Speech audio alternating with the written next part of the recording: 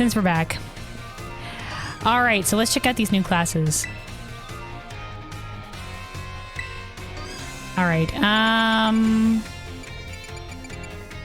we're going through the whole thing. We'll start with biology. Biology is Mr. Jack, alright.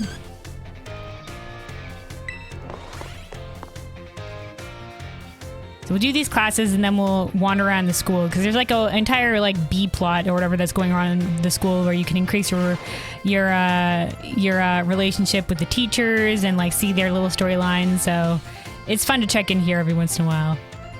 All right, Jack. Hello. I hope everyone's ready to learn some new things today. You all did really great on the midterm exam. Thanks for answering my little question at the end too. I'll be sure to keep your responses in mind. Alright, we're now heading into the last half of our classes together. It's time for our knowledge to evolve and grow, just like our Pokemon. Evolution. Yep, evolution. Today we're going to learn about the fascinating phenomenon of Pokemon evolution. As your Pokemon battle and level up, they learn moves and get stronger. And for some Pokemon, once they've leveled up enough, their appearance changes and their stats increase, sometimes by a lot. That's Pokemon evolution. Sometimes not just via level up. Pokemon become very strong when they evolve, making them trusty partners in battle. But some people prefer to keep their Pokemon in this adorable pre-evolve states. Or in their adorable pre-evolve states. With an Everstone. To do this, you just need to remember a certain button when your Pokemon begins to evolve. Oh, yeah, the B button.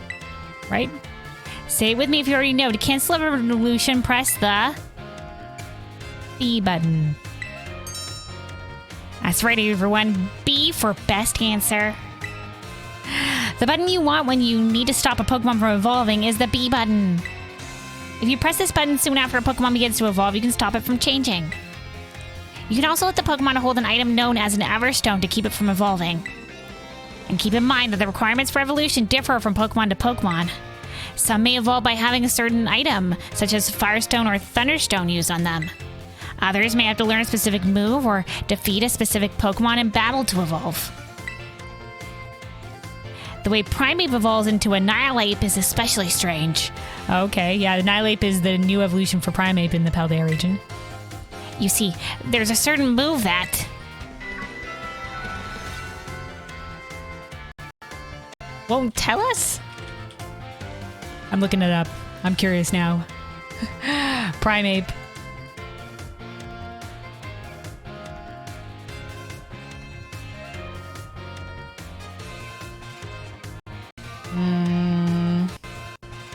Alright, here we go. Level up after using Rage Fist 20 times. Okay. Whoops, sorry. Looks like we're out of time. I guess we'll have to end the class there today. Thank you all for your attention.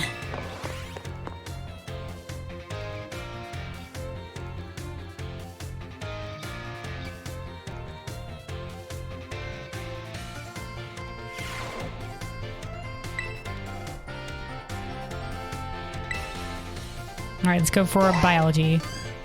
Again.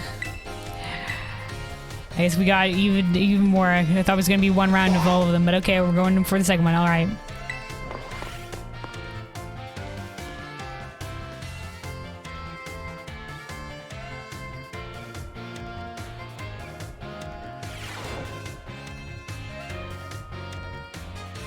Hello. I hope everyone's ready to learn some new things today. But before we get going, do you all remember the final question from our midterm exam? Well, Director Clavel found out about it somehow and I got yelled at. Whoops. I'm not supposed to put... He put a personal question about, hey, how was using the Pokemon app on into his quiz? Apparently, he could tell I was hiding something just by looking at me. He must have noticed all the color flush right out of my face. Speaking of color, today I'd like to teach you all about colors as they pertain to Pokemon. Some Pokemon have slightly different coloration or patterning on their bodies based on their gender or individual differences. For some Pokemon, yes. I thought we were going to talk about shinies, but okay. Oh, in very rare cases, Pokemon may have wildly different coloration compared to others of the same species. We call these Pokemon shiny Pokemon. Okay, he is talking about shiny Pokemon. It is quite rare to cross paths with one. Does anyone here know what the likelihood of finding a shiny Pokemon is? Low AF. 1 in 4,000 sounds accurate. Wow, that's right. You may have the makings of a Pokemon professor, Luna. Shiny Pokemon appear at a rate of 1 in 4,000. Isn't that amazing? The probability of encountering one in the wild is the same as hatching one from an egg, too. Eggs from a pair of Pokemon raised around different languages are a special case. There's a higher than average chance that a shiny Pokemon will hatch for these eggs. But we haven't been able to figure out why that is just yet. I've also heard rumors of a charm that increases your likelihood of finding shiny Pokemon when you have it in your bag. Can you believe that? This claim can't be scientifically verified, but it sure would be fun if it were true. Ah, yes, the shiny charm classically given to you after you complete the Pokedex. Whoops, there's the bell. That's all for today. Thank you for your attention.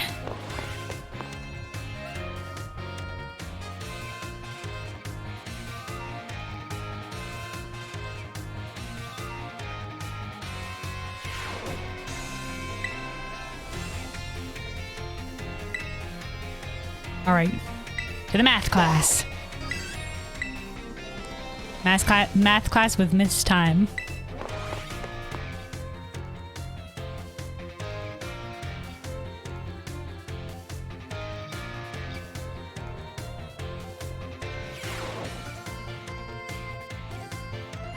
Hello, everyone. Well done on the midterm exam. Some of you earned perfect scores and others seem to have a bit of trouble, but I can tell that you all tried your best. I'm quite pleased to say that every last one of you passed. I can only assume that this means you have all come to love numbers. Nope, you've all come to be good at standardized testing. Stay sharp and try your best for the rest of my classes, too. Now, speaking of staying sharp, do you know how the word applies to Pokemon battles? That's right, it has to do with stat boosts. Oh, sharply increase. A Pokemon's stats can rise and fall through the course of a battle, correct? For example, if a Pokemon uses the move Work Up, its attack and special attack stats will rise by 1 stage each. And as you may know, each time a Pokemon's attack or special attack rises 1 stage, moves affected by that stat will deal 50% more damage.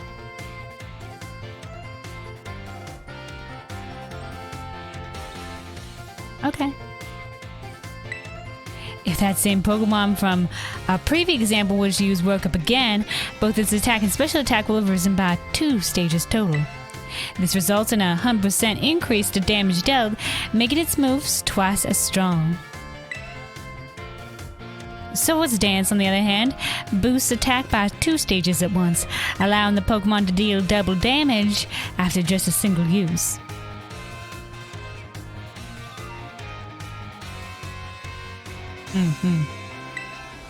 Using Sword Dance twice would boost the Pokemon's attack by 4 stages. How much more damage then would this Pokemon deal?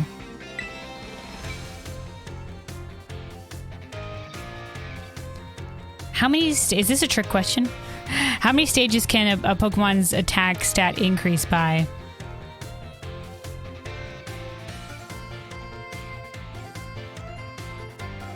Is it only by 4 total? Quadruple? Ah, yes, this question is a tricky one, isn't it? Because it boosts the Pokemon stat by 4 stages doesn't mean damage is quadrupled. Each stage that Pokemon's attack or special attack stat increases, its damage by 50%. So being raised by 4 stages results in a 4 times... Oh, okay, here we go. 200% increase. Base damage in the move is 100%, so adding 200% to give us 300%.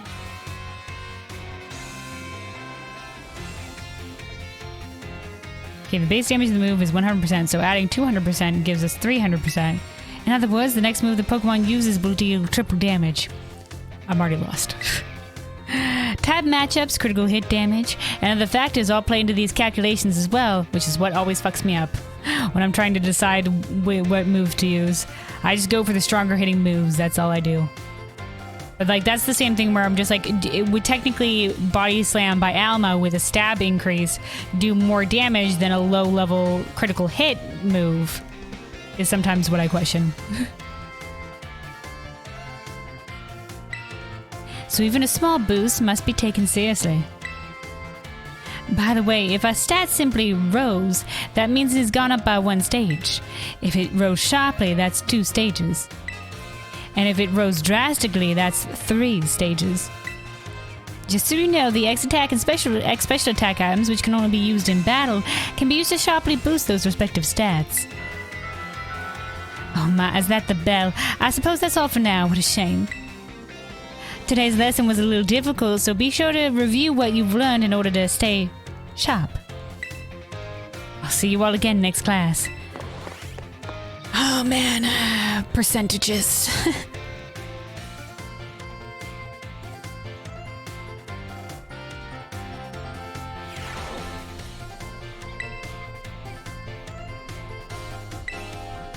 Let's go for the math again.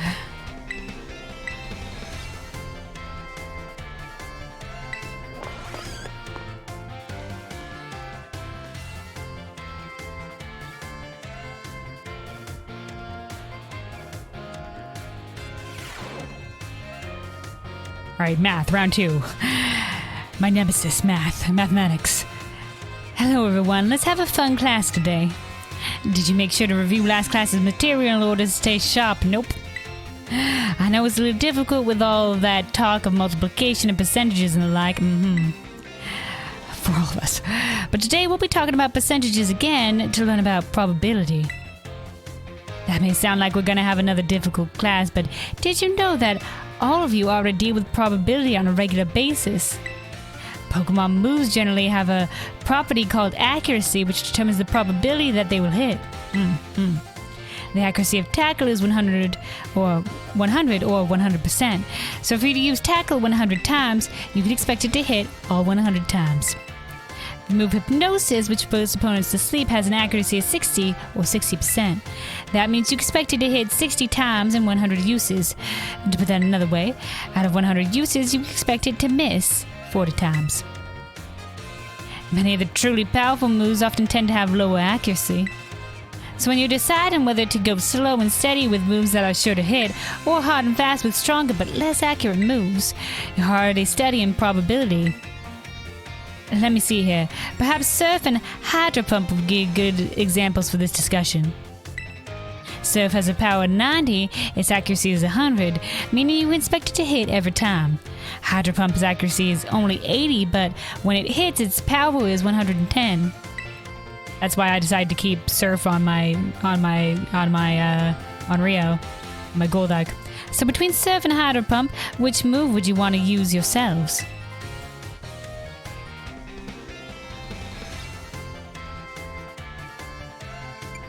It depends on the situation, we'll say.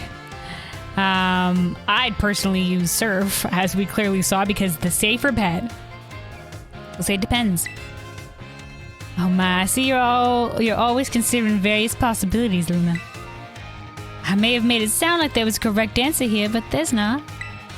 You're free to use any moves you wish. Factors like power points or number of targets hit may make some moves more suited to certain situations. However, trading accuracy for power or vice versa is purely a matter of preference. This Surf vs. Hydro Pump debate has been ongoing for quite some time. Personally, I'm more invested in debating the rock type moves, Rock Slide and Stone Edge. Let me tell you, I can get really worked about those moves, Rock Slide versus Stone Edge. Stone Edge. How much damage does that do? Oh, hold on. How much damage does that do?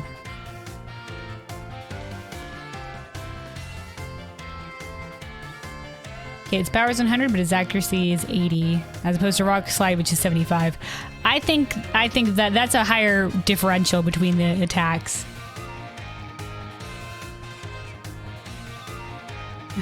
So it's still lower accuracy though.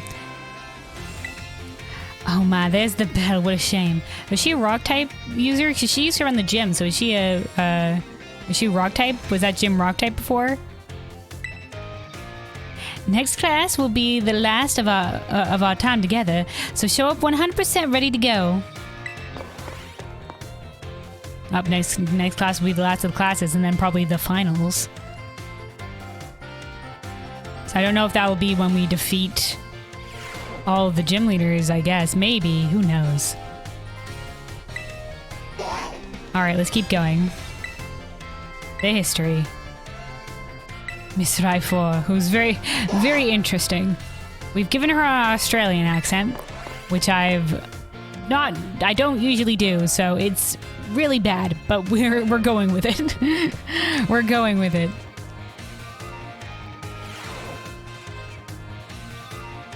Alright. Greetings, my little students. Whatever you did yesterday is now part of history.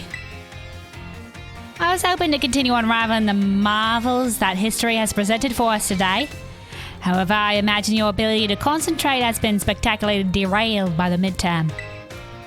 I suppose changing things up for fun and variety may be a good idea every now and then. So, allow me to tell you an old fairy tale that has been passed down in Paldea for generations. Once upon a time, there was a king who very much enjoyed collecting treasure. He was particularly fond of treasures from other countries. One day, a merchant from the east heard rumors of this king and came to meet him. The merchant laid out 4 treasures in front of the treasure-loving king. The 4 treasures were as follows: a vessel, a sword, a set of tablets, and a set of beads. Oh, is this the story of the mythical Pokemon of this region? The like 4 sealed Pokemon River, which I think is what we're pulling out the stakes all around the region for. I don't know though. Those ones, the mysterious black stakes that you like pull out of the ground and then they disappear.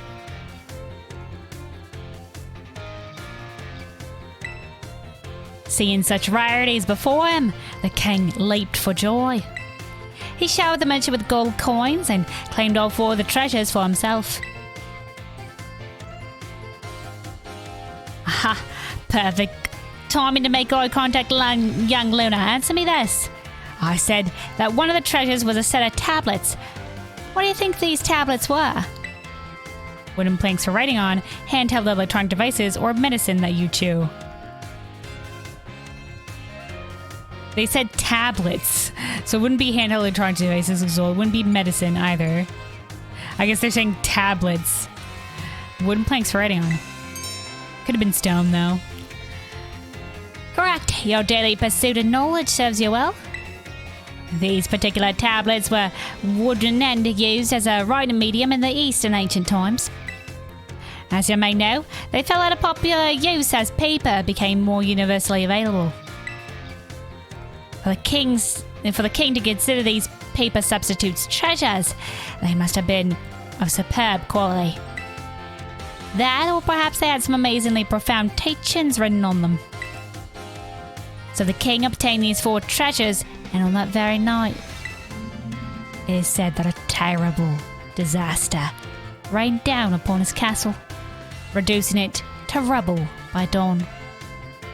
That's why they're the 4 like calamitous treasures or whatever. This music does not. I wish they had different music for the classrooms, because honestly, this like loud hype music does not fit. Aha! Is that the time already? I wasn't done with my story, but alas, so ends today's lesson. If you're interested in how the story ends, you may come see me outside class hours. I'm interested in how the story ends. But for now, let's go for the next class.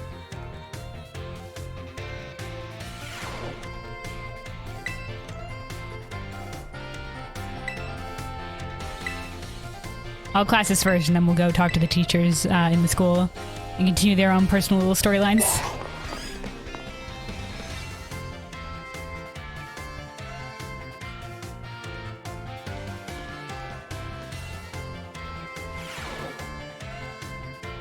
Alright, greetings, my little students. Whatever you did yesterday is now part of history.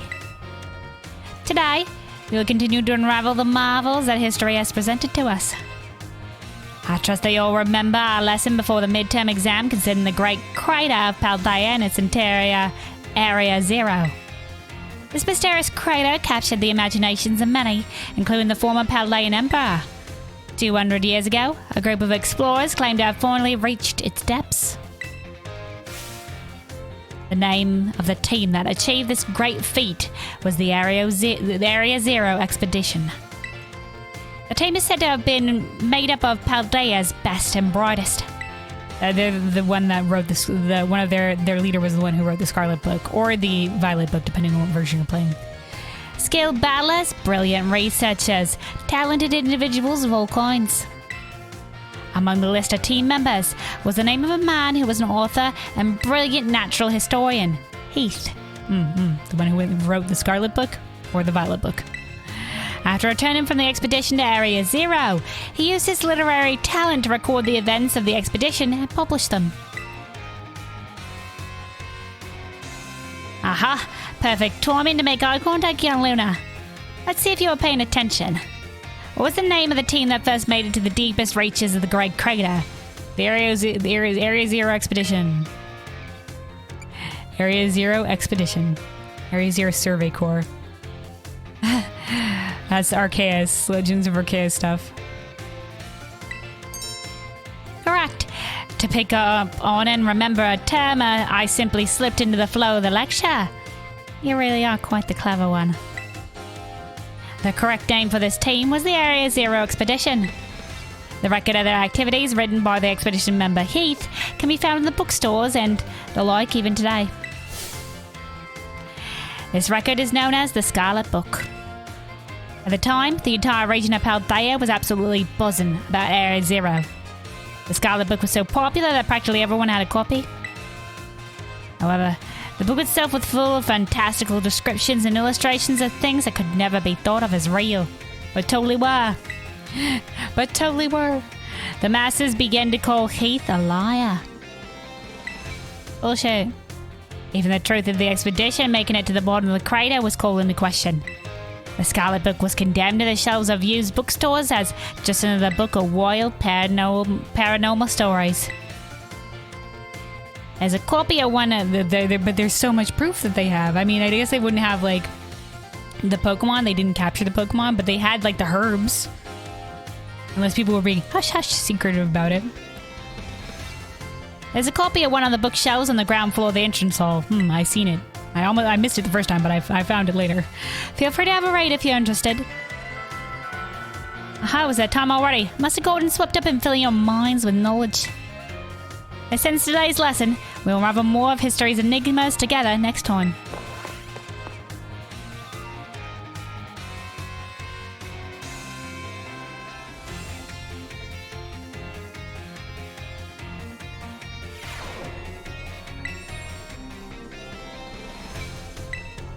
Alright, languages.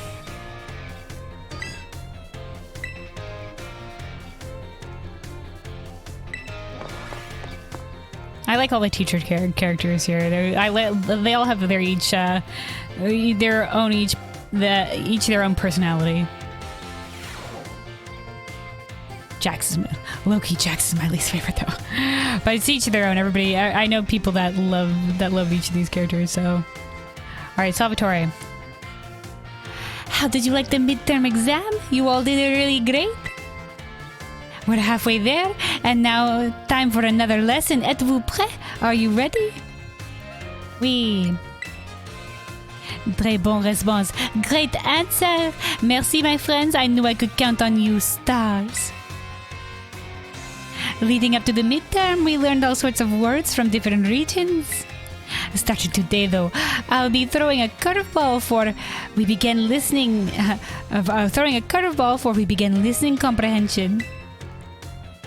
Vas-y, go for it, my assistant Pikachu. Oh, Pikachu going. Pikachu. As you just said, Pokemon can also use words to communicate their names. It's not always easy for us to understand them, but their words have meaning just as ours do. Pokemon can use a language to share all kinds of information with each other, like the location of food or whether there may be predators nearby. The same Pokemon cries may sound different depending on what it wants to say. I'm sure you're all curious, so aujourd'hui, today that is, let's learn some Pokemon language. Je t'en prie, if you would be so kind, Pikachu. Pika. What emotion do you suppose Pikachu was trying to convey just now? Say it again, Pikachu. Wait, hold on. Say it again, Pikachu.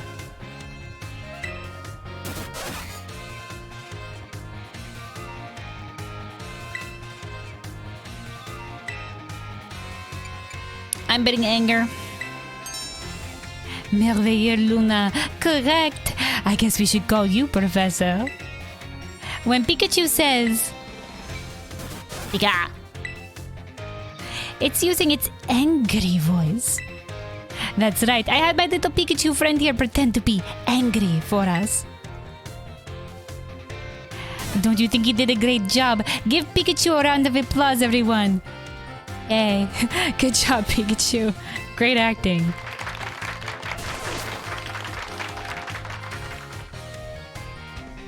A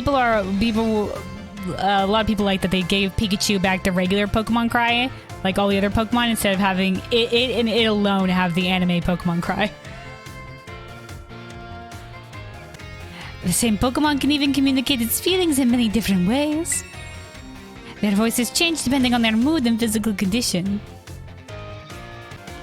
By listening more carefully to Pokemon, you might gain a deeper understanding of them. That having been said, Pokemon are quite mysterious creatures. Some actually don't communicate with words at all, but instead use things like electromagnetic or ultrasonic waves. Some even use telepathy. And now, apropos of nothing, let me give you all one of my wise words of advice. If you poke at your Pokemon too many times or washing them during picnics, they'll get mad at you like Pikachu just demonstrated. Well, adios, matane, à la prochaine. See you later, everyone.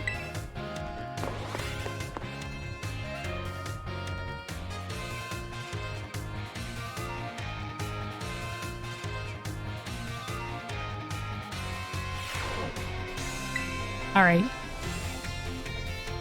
Let's go for the language class again. So there's two available classes for each of these.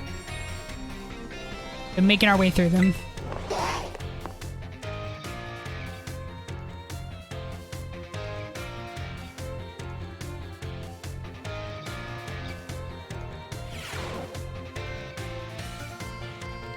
All right, Salvatore again.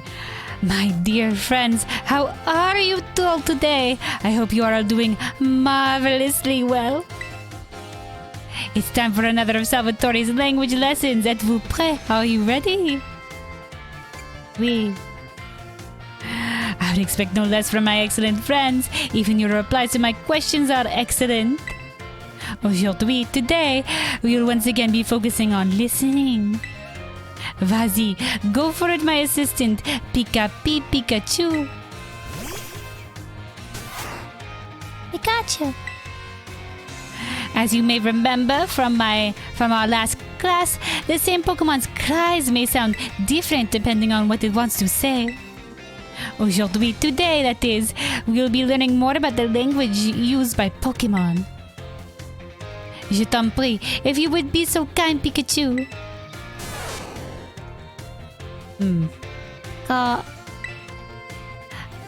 That sounds a little bleak, doesn't it? Its voice seems a little lower pitched too. What emotion do you suppose Pikachu is trying to convey just now? Sadness.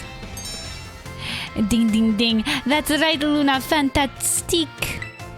When Pikachu says Pika, it's expressing sadness. Kind of makes you want to cry, doesn't it? That's right, I had my little Pikachu cry as if it was crying. A funny joke, right? Don't you think it did a great job? Give Pikachu a round of applause, everyone.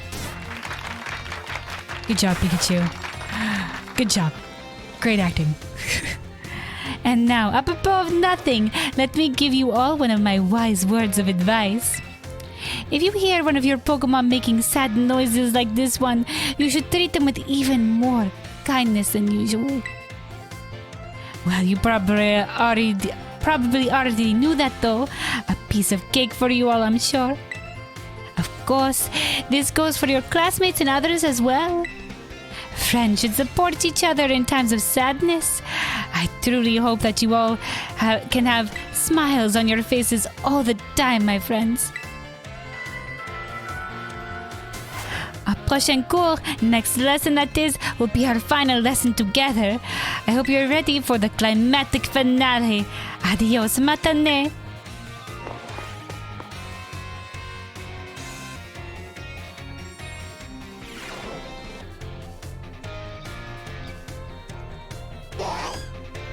Alright, on to the next class.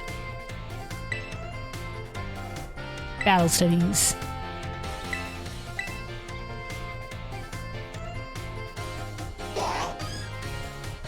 Yeah, here we go for the class. Battle studies.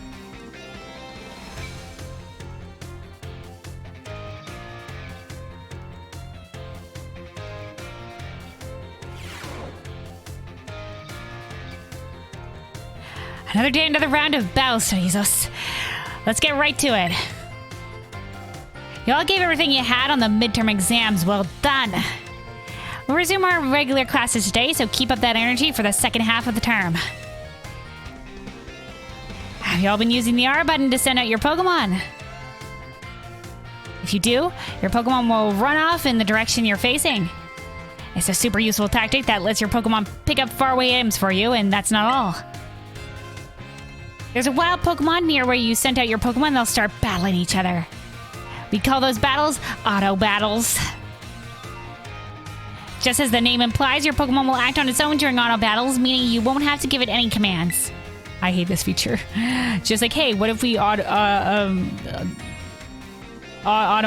the main feature of this game, which is Pokemon battling? I hate that they do that for the star encampments, or at least until the finale one. I was just like, just give me a gauntlet of trainers instead. If your Pokemon wins, it'll get experience just like it would in a regular battle. If you make good use of these battles, they can really be an efficient way to train your party.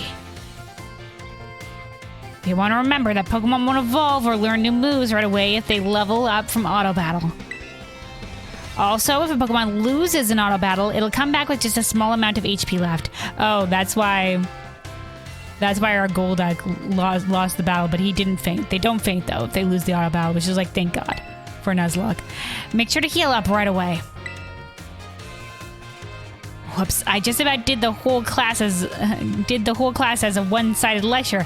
Does anyone have any questions so far? How do I stop on auto battle, or can I catch wild Pokemon in auto battles? I hate auto battles.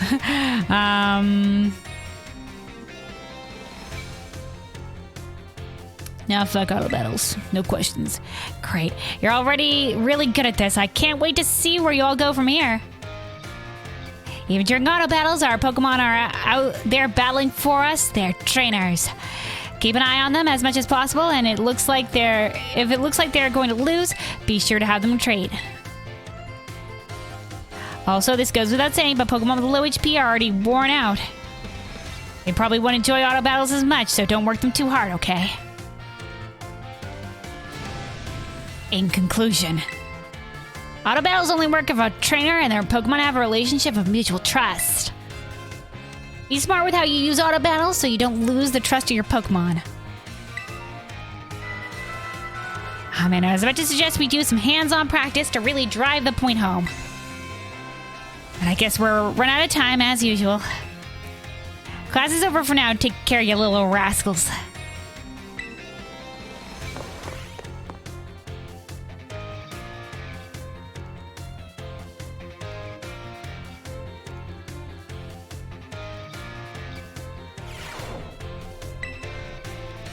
Alright, and again for the Battle Studies class.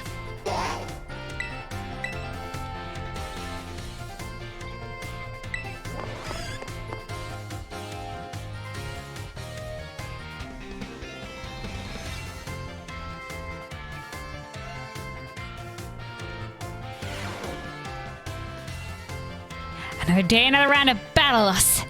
Let's get right to it. I hope you gave auto battles a shot like we talked about last class. No. Making good use of auto battles will let you train up a bunch of different Pokemon.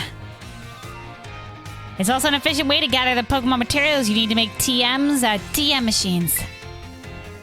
Speaking of which, have you all been using the TM machines? Sure hope so, because it's pop quiz time. To create TMs, you need Pokemon materials and one other thing. Anyone remember what it is? League points. LP. Looks like you're already a TM Machine Pro, new kid. The correct answer is League Points, or LP for short. You can give LP and Pokemon materials to a TM Machine to create TMs, but that's not all. You can also exchange Pokemon materials at the TM Machine to get LP. I recently heard about some shady individuals getting LP illegally using a technique called hacking or something like that. Uh-oh, is Cassiopeia giving us hacked league points? Oh well. I don't want any of you getting involved in bad stuff like that, got it? Definitely not. Anyway, you can also add TMs that you want to make to your watch list. This will let you keep an eye on materials you need to gather. Oh, okay. That's good. In conclusion, in order to make TMs, you need Pokemon materials. I'll have to figure out how to do that. And if you want to get a hold, it is probably in the menu somewhere, I just missed it. If you want to get a hold of lots of materials, you'll have to battle all kinds of Pokemon. Oh man, I was just about to suggest we do some hands-on practice to really drive the point home. But I guess we're never going to have the time. Class is over for now. Take care, you little rascals.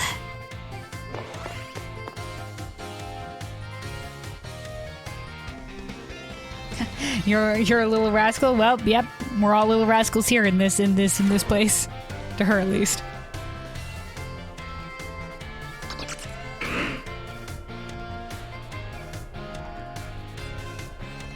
Alright. Time for the art classes. Art class with Hassel.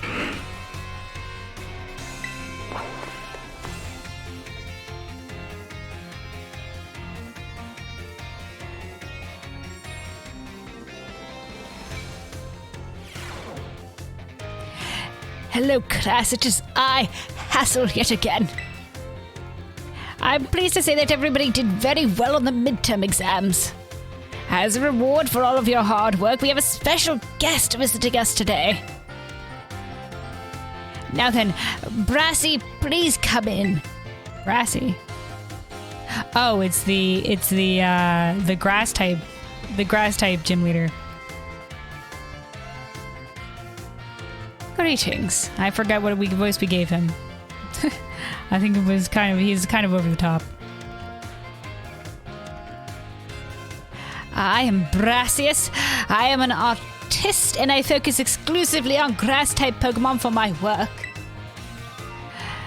We might have given very, very similar voices. Brassius here mainly creates three-dimensional pieces such as statues and the like. One of his major works is the installation titled Surrendering Sunflora, found in Artisan. Many of you who've challenged the Artisan Gym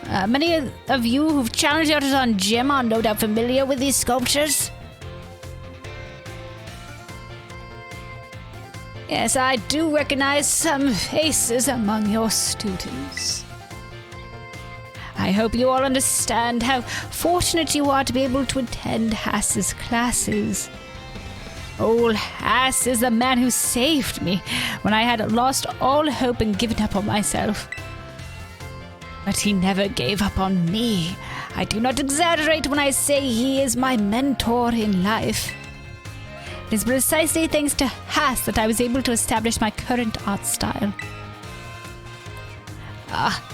Dear Brassy, I've nothing against reminiscing about old times, but today I hope you will guide this class in a way only you can. course. Let's see. Why did we discuss what Hass mentioned? Surrendering Sunflora. Can anyone here tell me what my mood was when I crafted its detached expression? A sad mood, perhaps.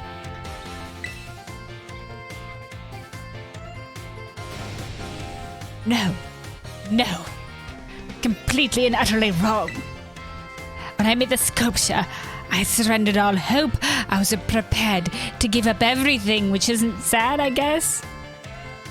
I'd resolved to give up my life as an artist if that piece did not receive proper recognition.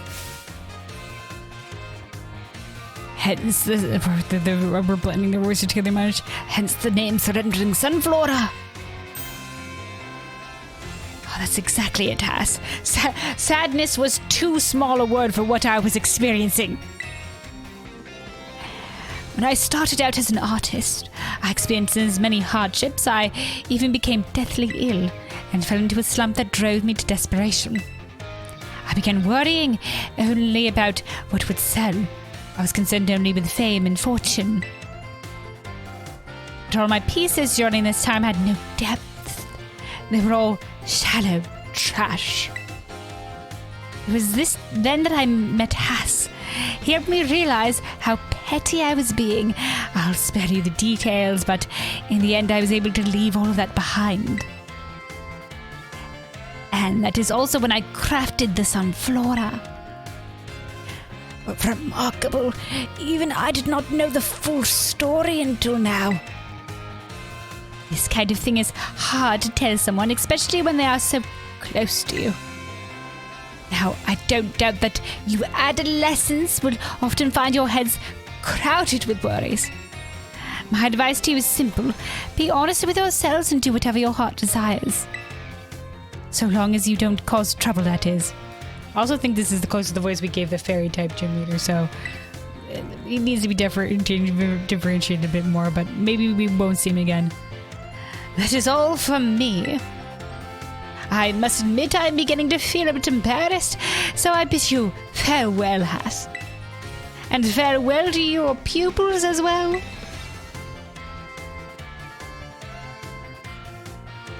Oh, Brassy, I can't believe it. Such a wonderful class, think. Oh. Thank you so much. Oh, he's very touched. He's very touched by that gesture. And has a lot of emotions.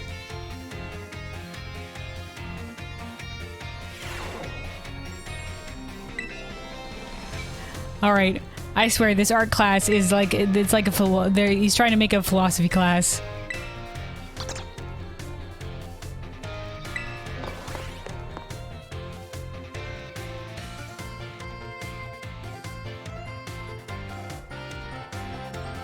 Alright. Hello, class, it is I, Hassel, yet again. First, allow me to apologize for losing my composure during our last class. Yeah, man, it's chill. You're feeling a lot of emotions, that's fine. I was so touched by Brassius' story that I simply couldn't contain my emotions. I'm sorry for making such a scene. I certainly got a very stern talking to from Miss Time after class, yet. After class, yes. Anyway, let us shift gears and dive into the materials for today's class. Now, have any of you heard of the 10 sites of Paldea? Yeah, I've been to some of them. Some of the signposts. As the name would imply, there are 10 sites in Paldea that are considered particularly beautiful. Among them, I would say that the Grand Olive Orchard is likely the most accessible. Because it's most nearby. You can see field after field of olive trees from the hill on the way to Cortondo. 2 waterfalls are also counted amongst these 10 sites, Fury Falls and Casaroya Falls. Then there's the peak of Glacidio Mountain, known as Paldea's highest peak. There's another cliff on Glacidio Mountain that's named after its rather unique shape. class, let me ask you, my students. What is the name of the three-pronged cliff on Glaciadio Mountain? No need to grasp at straws. Is it Glaciadio's Grasp? Or I've heard of Glaciadio's Run before, but I don't think that's it.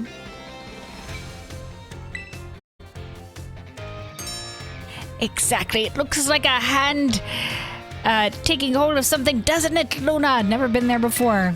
I was basing it only on your pun. The three-pronged cliff on Glaciadio Mountain is known as Glaciadio's Grasp. Though its shape is far too stubby to be that of a human hand, I imagine someone thought it looked like a Pokemon hand grabbing something. There's also the mountains in Area 3 of the East Province where you can get a good look at Levincia. Oh, I've been out to that one. It's particularly gorgeous at night. In fact, the view is so brilliant it is known as the Million-Volt Skyline. It's quite a hot spot for dates, and deservedly so for having such a romantic view. I imagine it's, what do the kids see these days? A very, fleek selfie spot. I think fleek is pretty I know, a pretty old school terminology now, but okay. Of course, you may feel that not all 10 sites live up to the grandiose names. I forgot that there's a camera in this game that you can take selfies with. How often do we visit some tourist spot only to be disappointed? Not to say that you shouldn't visit them, only that you should keep your hopes in check. The important thing is to go yourself and see them with your own two eyes.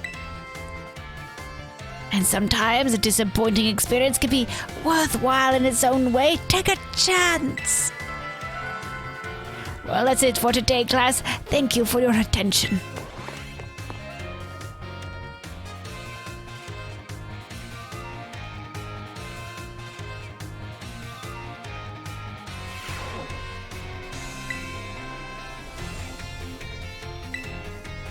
Alright, and then lastly, the home ed class. Lastly, the two home ed classes with Saguaro. And then we'll go look around the school and talk to some of the teachers to continue with their little side storylines. And I think after that, we'll still have time to fight the Ground Titan. Alright, Saguaro. Put away your phone. It is time to begin class. Though some of you had to retake the midterm exam multiple times, I am glad to say that the majority of class passed without issue.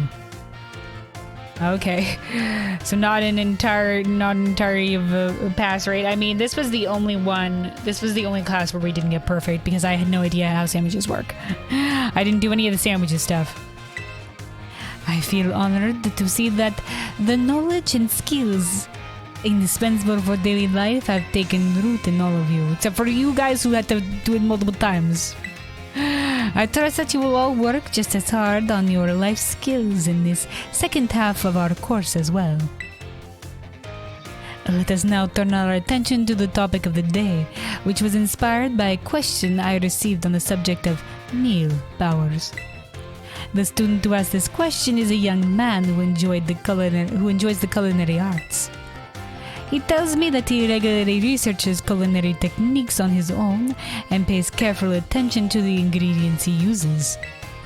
He also spends day and night studying all aspects of culinary arts. Yet despite this, he is baffled by his inability to increase the effectiveness of his meal powers. So tell me, Miss Luna, since you did quite well on your midterm exam, I did okay, but I wasn't perfect. This class is my weakest. What should Arvin? He's talking about Arvin. What should this young man do to increase the effectiveness of his meal powers? Get better ingredients. He should make food more often. He should make food with other people. Arvin? He should make food with other people, I think is the right one. I think does meal power increase if you have more people? Perfectly correct. I see that you are knowledgeable about the culinary arts. To increase the effectiveness of meal powers, your sandwiches must be filled with many different ingredients. For a single person, this may prove difficult, but if you prepare a sandwich with others, you will be able to handle a larger serving of bread. With a large base to start with, it becomes quite simple to add more ingredients to your sandwich, which in turn makes it possible to receive meal powers of increased effectiveness. This applies more broadly as well. When dealing with a difficult issue, working with others to solve that issue may be the best course of action.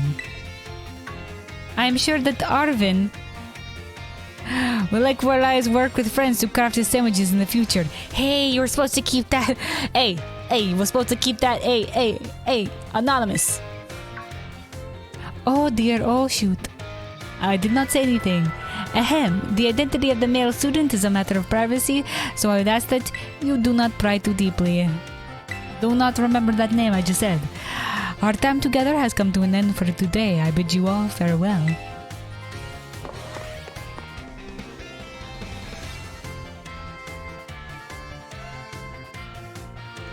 Alright, and then last up, the second class for home ec. The last class.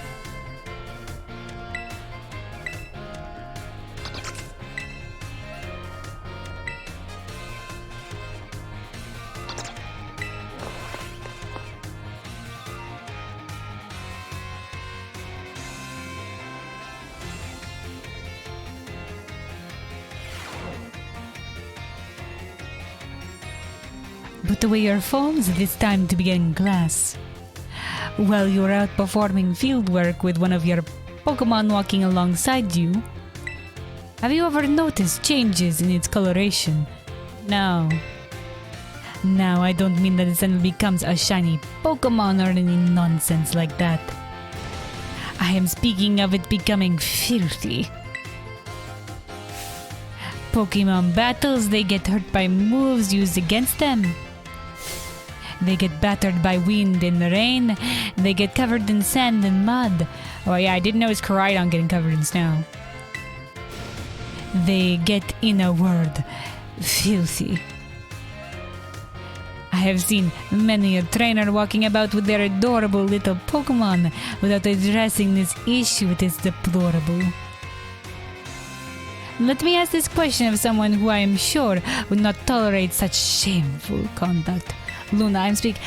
Yes, Miss Luna. Never would you do this. What should you do if your Pokemon is dirty? I think you can wash them at the picnic. I've been told that you can wash them at the picnic. Clean it up. Pat on the head. Nothing. Clean it up. The obvious answer. Perfectly correct. I knew I could count on you to provide me with such an answer. When your Pokemon are dirty, clean them. This is of course simply common sense. Where you are having a picnic, you can approach the Pokemon on your team and perform a variety of actions. One such action is putting them through what they like to call the Pokemon wash. In other words, you are able to clean them up. You start by getting your sponge lathered up with soapy bubbles as you gently and carefully scrub your Pokemon. Once your Pokemon is nice and covered in soapy bubbles, the bubbles will encapsulate the filth, then you simply wash it away with a spray of water. This will get your Pokemon clean and shining bright as a Terra Jewel. It is certainly quite a bit of work, but this will also restore and cure status conditions. Okay, alright. However, some Pokemon may have parts of their bodies that they don't want scrubbed or they would rather not get wet. Okay, so this is like I think there was like a pet in the Alola region. You could pet your Pokemon or whatever, but there's certain places that they wouldn't want to get pet. It would be like the nope, not here zone, and the that's where they prefer to be patted zone. Be sure to keep in mind when cleaning your Pokemon. Now, the most important point that I must mention is that some Pokemon like to be dirty. Though I will contradict myself by saying this, please do remember that cleaning your Pokemon is not always the kind thing to do. Well, like muck or something like that? Our time together has come to an end for the day. I bid you all farewell. I've never done that mechanic in my life. Cleaning the Pokemon. I didn't realize you could do that at a picnic. All right, I think that was it for the classes. Yes, we're good. All right. Let's look around the school then.